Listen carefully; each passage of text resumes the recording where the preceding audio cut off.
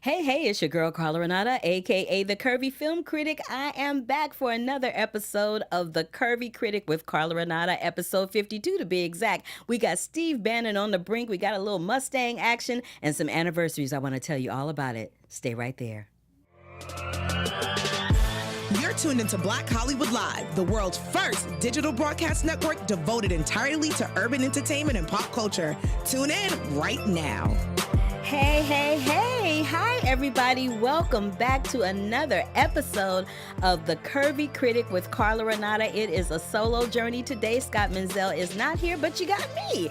And that is all you could ask for on this beautiful Sunday in Los Angeles. We are here at episode 52. I can't believe we are at episode 52 of The Curvy Critic. I'm so excited and terrified all at the same time. But if you like us and you've been with us for a minute, go to YouTube, hit that subscribe button, give us those 5 stars on iTunes and Spotify, and let us know that you love us. Let us know that you hate us. I'm all down for any criticism or comments that you may have. So let me get right into it. There is a film by Focus Features that is out called The Mustang. I absolutely adore this movie. It's a movie about redemption between a man, a horse. There's a program that's introduced called the Wild Horse Inmate Program. You can check that out if you go to the site, themustangmovie.com, and learn all about it. But I sat down and spoke with the director, Laure de Clermont-Tonnerre, and the star of the movie, Matthis. Please forgive me, child. I know I have mispronounced and butchered your name a million times, but I think it's Matthis Schoenaerts. I sat down and I spoke with the two of them. And there's going to be 2 different interviews that are going to play back to back. So the first one will be with Matthis and Laure, and then the second one is just Laure by herself. But please sit back, relax, grab a drink, grab some snacks, and listen to this interview with the director and the star of The Mustang. What did you say? I said the Curvy Film The curvy film. I love that. That's original. I'm like, did I just really hear that? I'm like, yeah. I'm like, that's a nice original. Yeah. Well, it's who I am. I love it. Who I am. So, I love this movie. I saw it at like 10 a.m. at a screening and cried like the biggest baby that you ever wanted to see. I'm like, really? This is how my day is going to start today? I was a wreck. Oh, wow. That's the best gift. Thank you. Oh, no. Thank you so both much. of you. Thank both of you.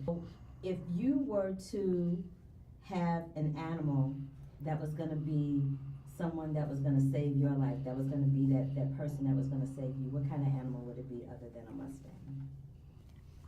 I grew up with dogs, so I have to say that I love having dogs around. I love their energy. Yeah, I'm a dog person. You're a dog person. And Yeah, I love dogs, but I one of my dreams, my life goals is to spend time with a baby gorilla. A baby gorilla? Oof, yeah, or a baby tiger, or a baby chimp. Baby tiger? Come on, this thing. Baby lion. If Baby I hold lion. it, I'll never I let can go. get with a baby lion. Baby I can get lion with a for baby sure. lion. Yeah, baby lions lion. are fierce. It's too cute. Yeah. I also wanted to know, Laura, why did you wait so long in the film to divulge what Roman was in prison for?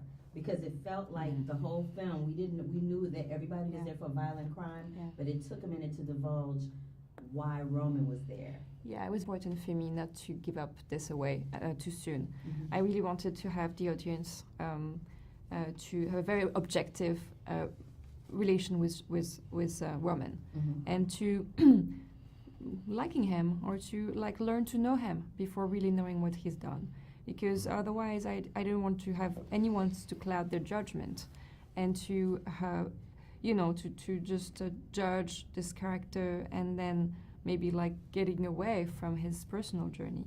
So it was very important for me, and also it was kind of like what I experienced personally when I went in prison for hours and hours, like listening to the stories. Sometimes I was like talking for 4 hours with someone that I felt so charming and so articulate and so smart, and then it was like, I killed my wife. Okay, so what I do with that?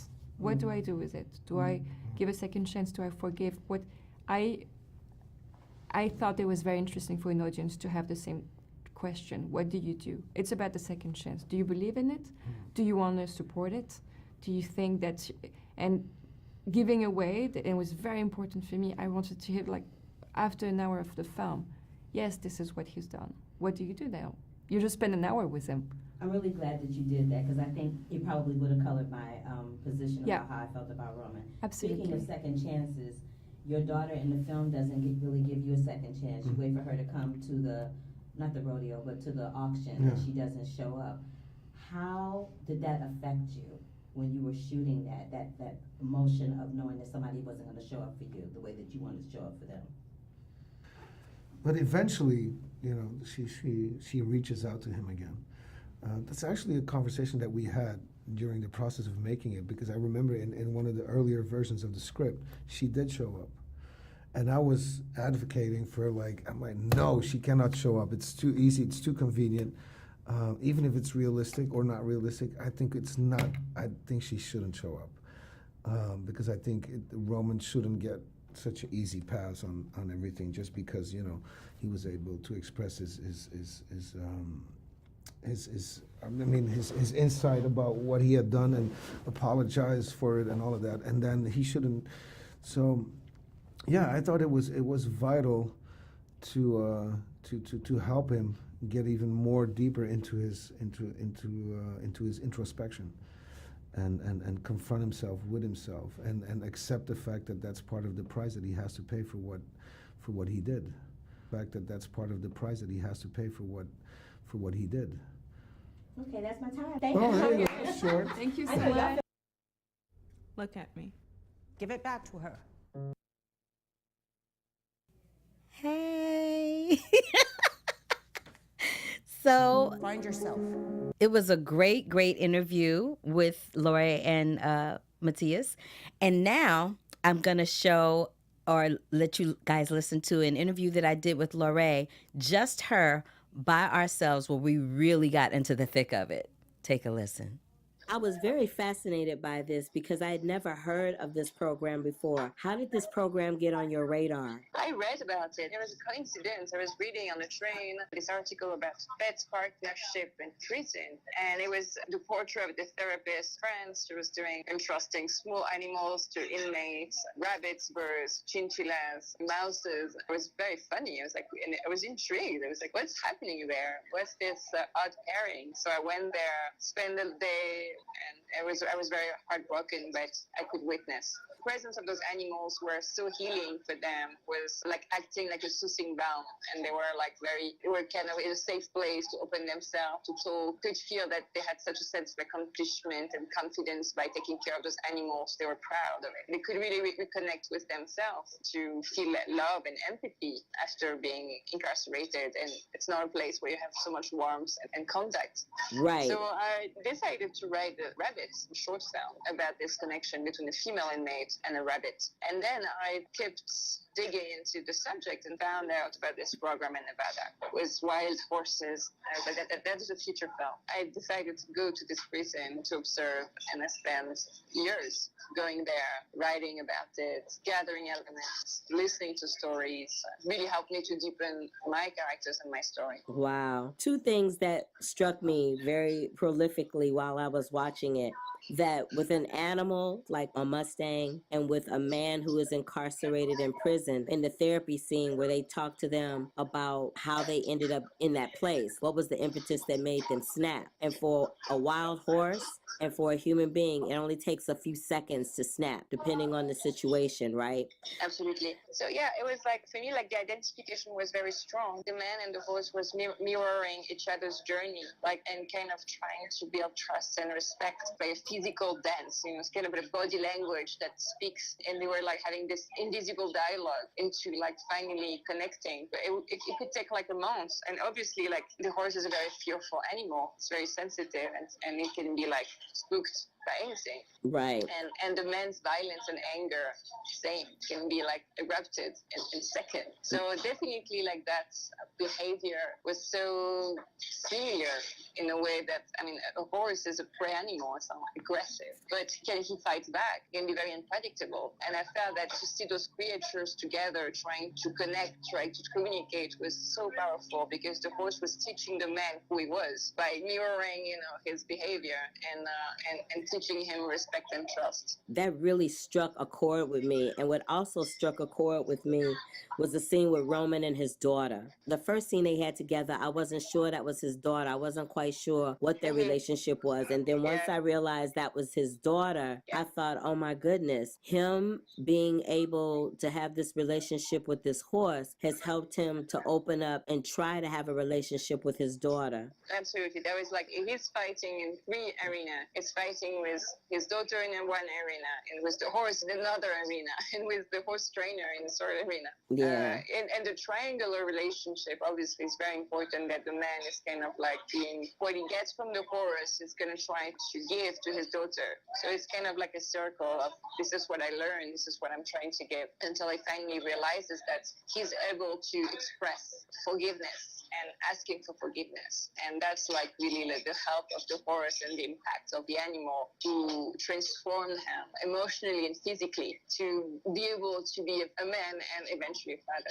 Yes. In the beginning of the film, there's that frenetic music of violins that's playing while the Mustangs are running from the helicopters. And then all of a sudden, there's this beauty and this serene kind of feeling that comes over the animals right before the chilling chaos hits. And that perfectly sets up the film for me. What made you want to start it out that way with showing the horses, and how, because what that did for me is it showed that with inmates and with animals, that no animal should be caged, whether they're human or, you know what I mean? Absolutely. Absolutely. No one should be caged. No one, it's really like, I mean, the sense of punishment. What is the impact of imprisonment? What's the impact of punishing someone if it's not like, I'm really like education rather than incarceration? And obviously to start with the animal, to start with their journey of being roughly imprisoned and chased, I wanted to have the point of view of the horse shifting to the point of view of the man. So it's like the horse who tells the story of the man in a way, you know, it's like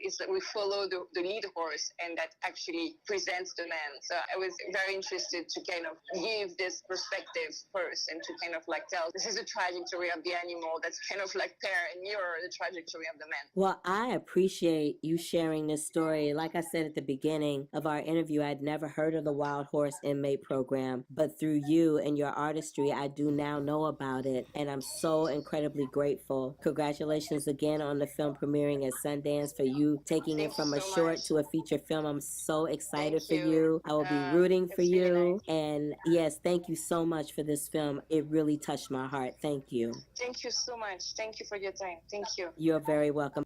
I was very fascinated by this because I had never heard. So this is the thing. The Mustang is one of those films that is going to catch you off guard.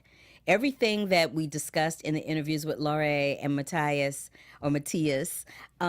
in the interviews are all very real and very significant subject matters within the course of that motion picture.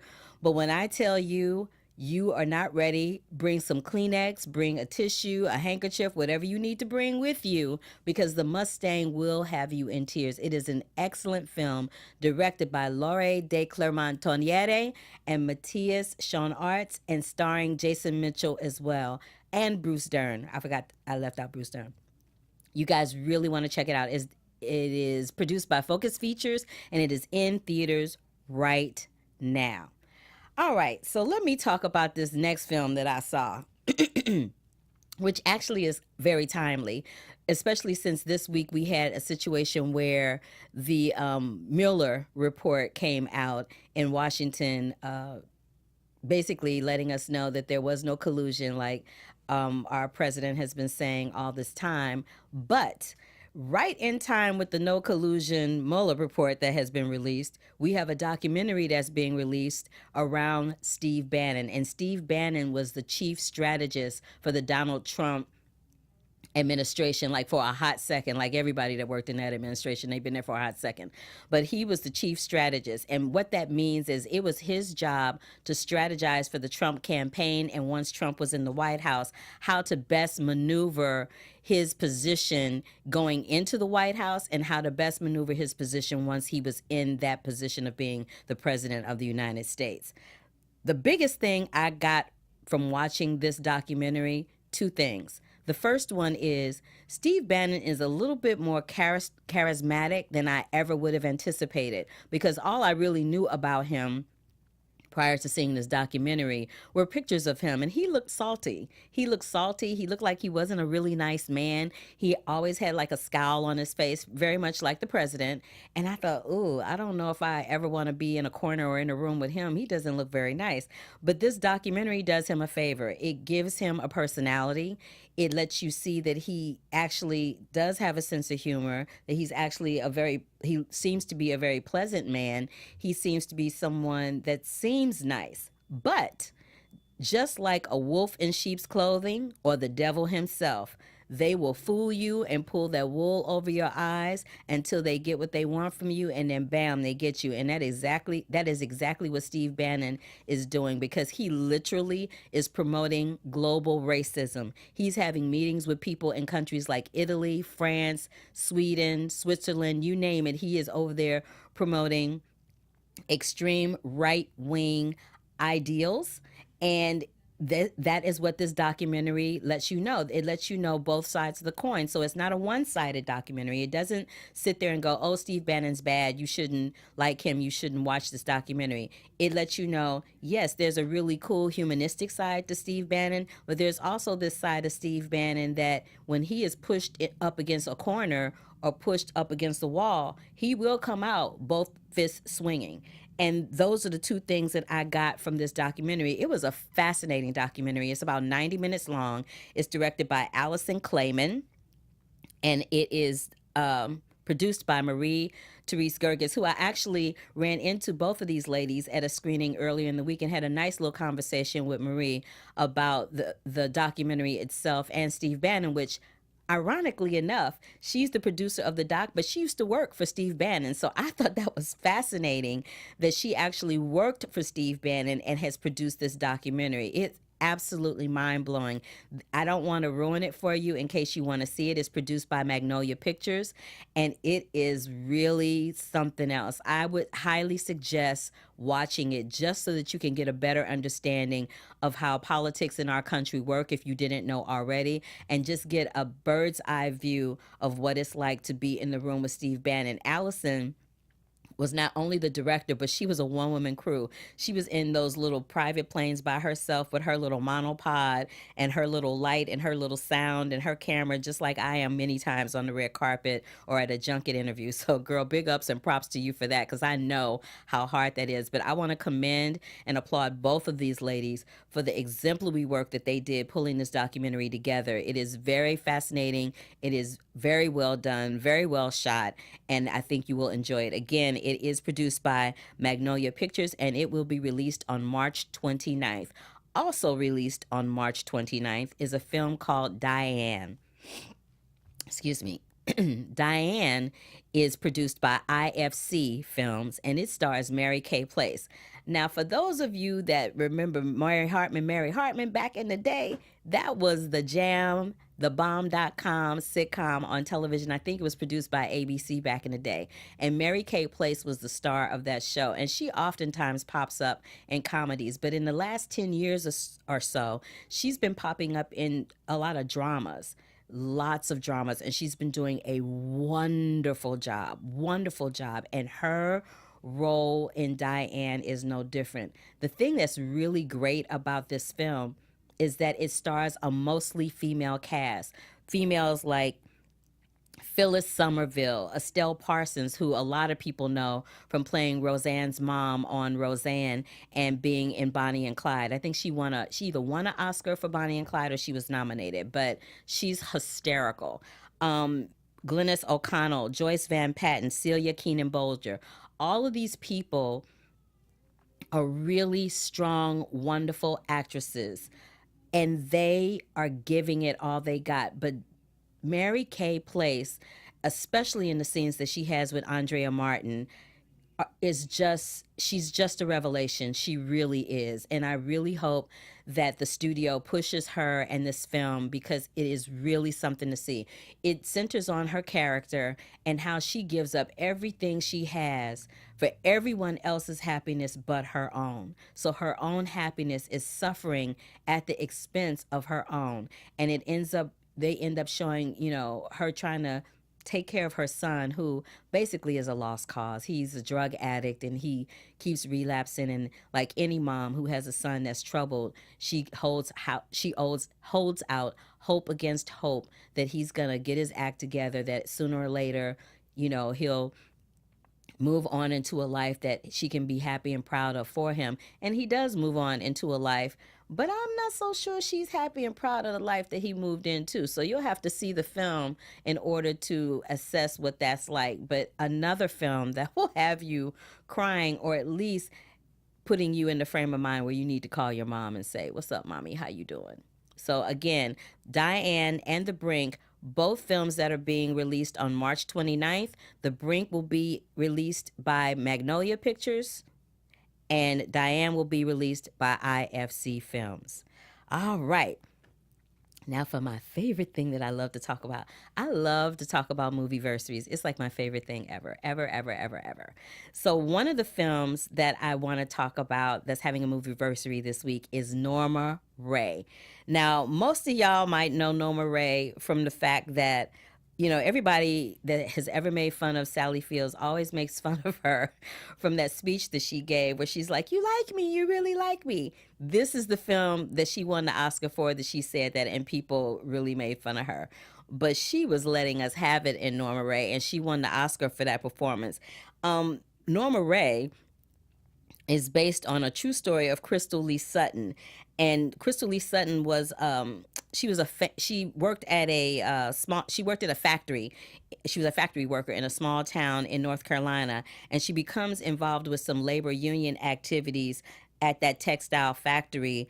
And she ends up having some health problems of her own, and some of her coworkers have health problems, and everybody's health gets compromised. And so she's at the labor union going, "Yo, y'all have to do something. All these people are getting hurt. All these people are having their health compromised. The labor and the labor union, should help us with that." And I think it was one of the first times in America that someone at a labor union rised up, especially a woman, and said, "This is not okay." And she caught hell for that.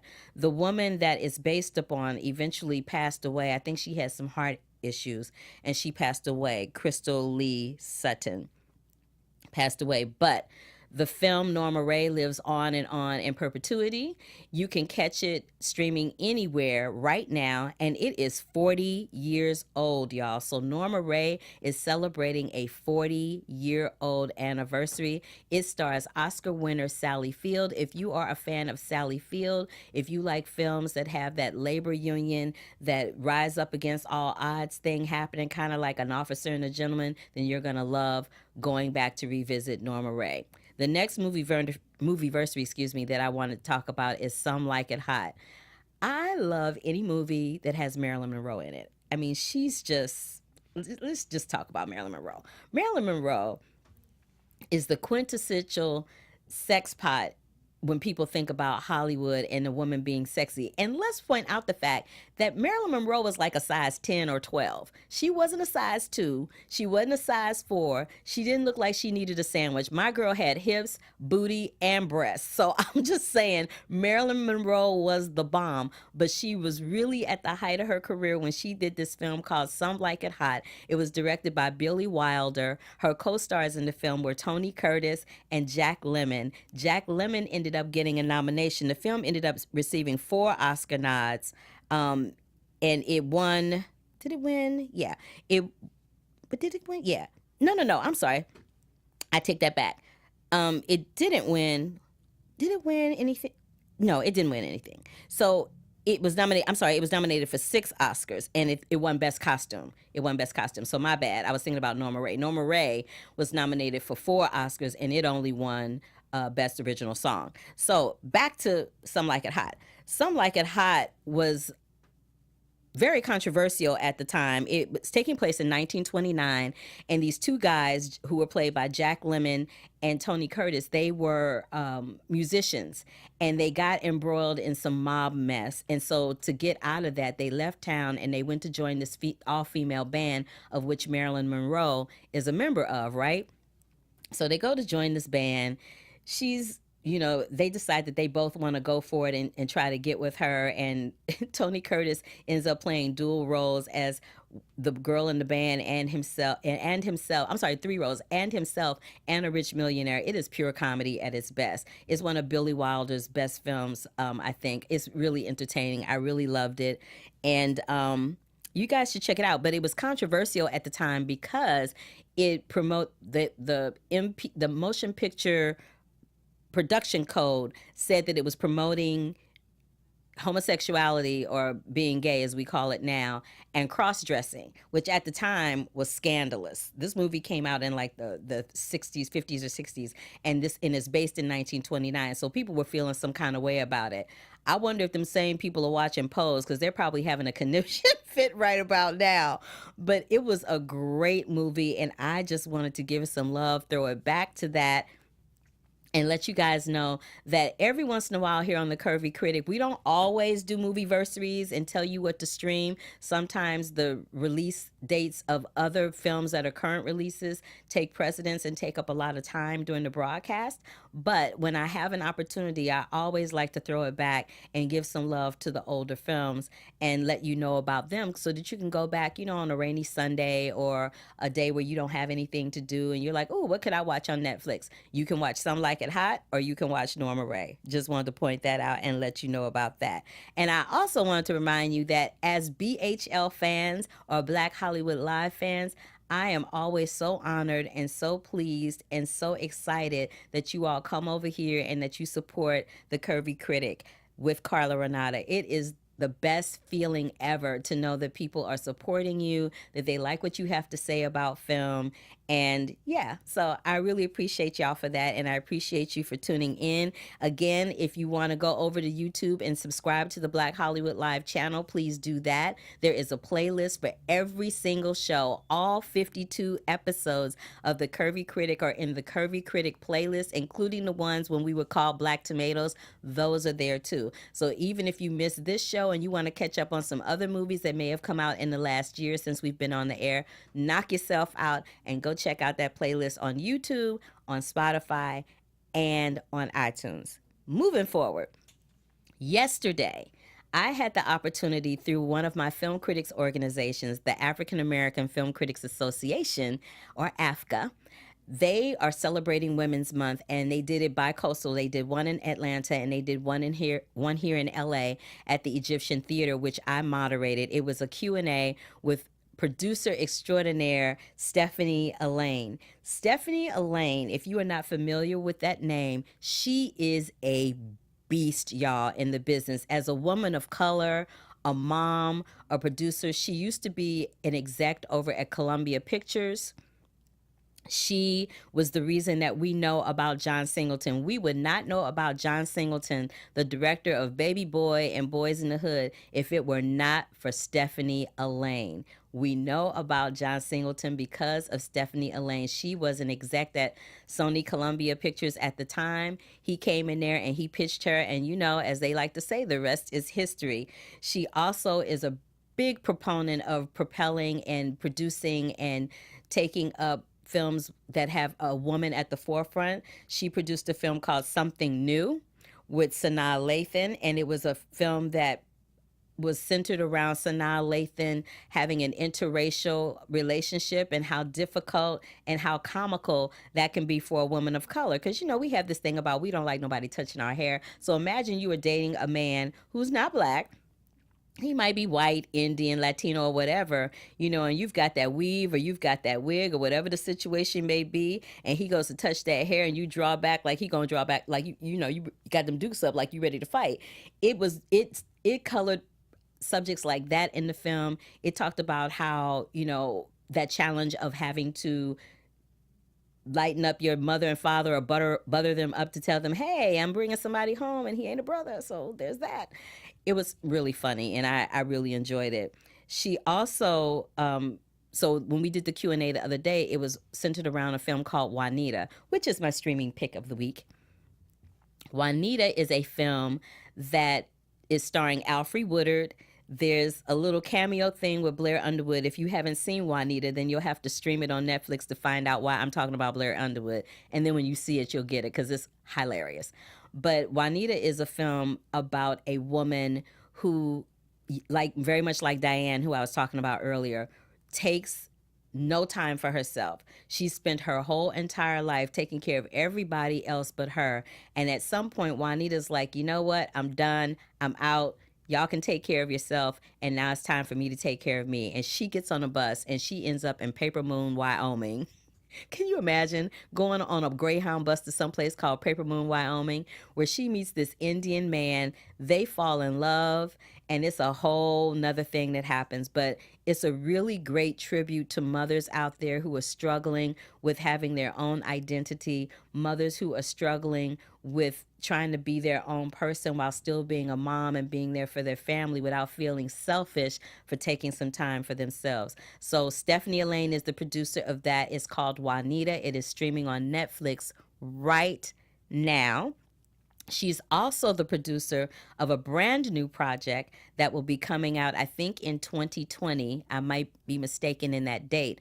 But Viola Davis, we love Viola Davis here at the Curvy Critic. We talk about her all the time in her films all the time.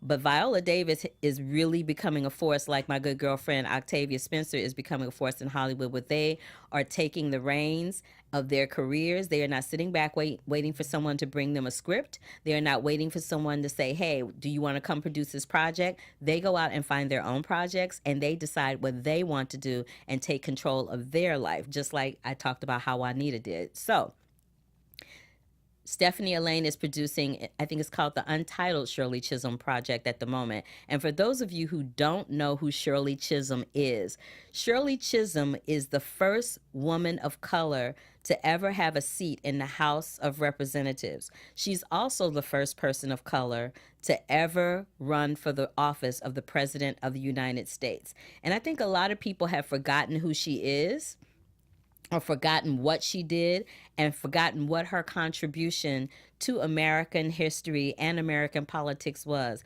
But Shirley Chisholm was a big deal, and I'm really glad that in this month, Women's Month, that Stephanie Elaine and Viola Davis have announced that they are taking on this project. I cannot wait to see what this is going to be like when it comes out. It is just... I can't wait to see it. I really cannot wait to see it. It's really going to be something that is going to, it's going to change lives, because there's a whole generation of people that have no idea who Shirley Chisholm is, what her contribution was, or anything like that. And I have to give a shout out in the chat room to my girl Katia, who's in the chat room. Hey, Katia. And Yasna, Cup of Soul Show, y'all. Check out Katia, cupofsoulshow.com. She was here with me last week as my guest co-host via Skype. I love her so much, and we had a good old time. I'm so glad that you were in the chat room supporting us, sister. I love you for that. Thank you, thank you, thank you, thank you, thank you. So let's talk about what's going to happen in the next couple of weeks here at the Curvy Critic. We're going to talk about Dumbo. We're going to talk about, let me go back to my notes, because, I can't do nothing without my notes. We're going to talk about Dumbo, and then we're going to talk about the anniversary of The Matrix. Y'all, The Matrix is 20 years old. That's the first Matrix. We won't even get started in the other two, and I think they're trying to do something else with it recently. I think something else is supposed to be happening with The Matrix too, so really excited about that.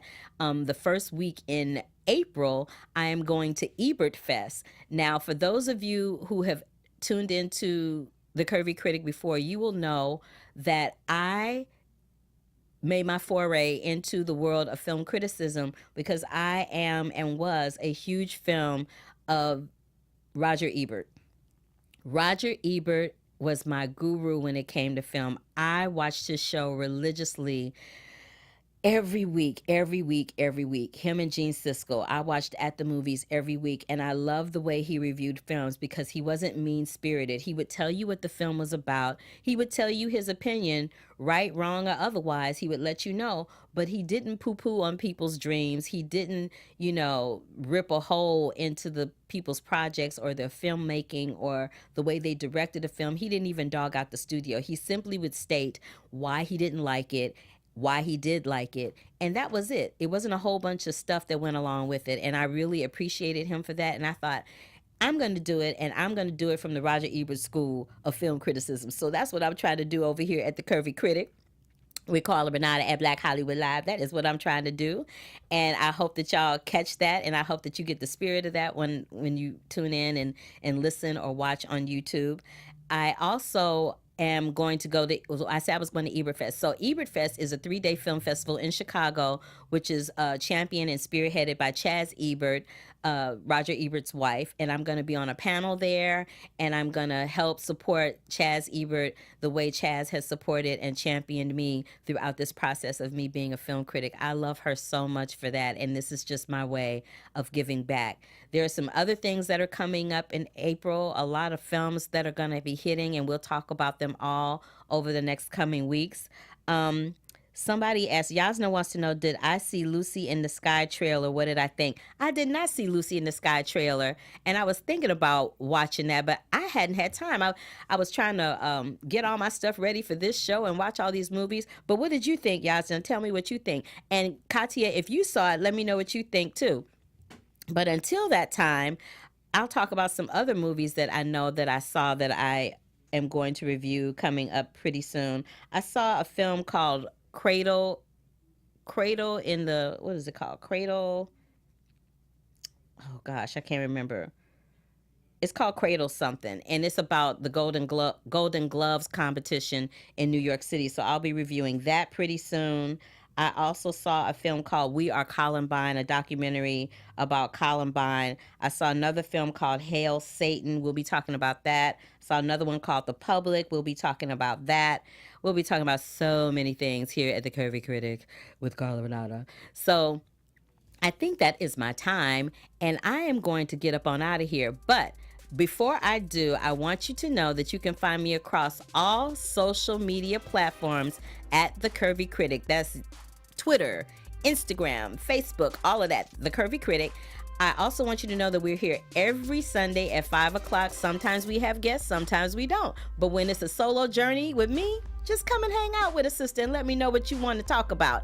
Scott Menzel will be here with me next week, and you can catch me at 6 o'clock over at AfterBuzz TV, where I'm talking about General Hospital all hour long. So until the next time, y'all, this is your girl, Carla Renata, signing off at Black Hollywood Live. Until the next time, love, peace, and hair grease. Deuces. On behalf of our BHL staff, we would like to thank you for tuning in to Black Hollywood Live, the world's first digital broadcast network devoted entirely to urban entertainment and pop culture. Check out our Black Hollywood Live YouTube page for even more great programming and amazing content, and be sure to subscribe and like our channel when you do. I'm your BHL host, Nakia Monet, and you can find me on all social media at Kiki Boom Boom or at Black Hollywood Live.